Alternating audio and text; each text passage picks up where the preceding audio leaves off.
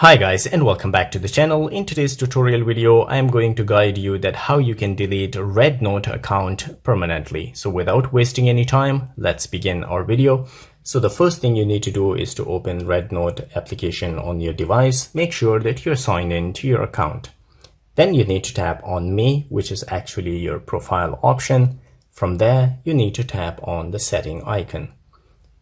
So once you tap on the setting icon, it will bring you here. And you need to choose account security right at the top.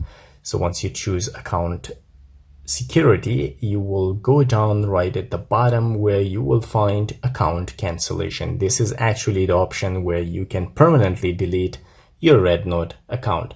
So once you tap on this, you will see this option. It is actually in Chinese language.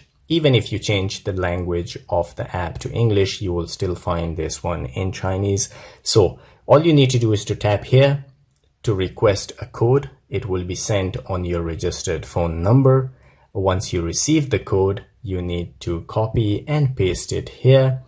And then you need to tap on this option. So it will bring you here. You can translate this one on Google Translator as well by taking a screenshot and go to the Google Translator application and you can translate this.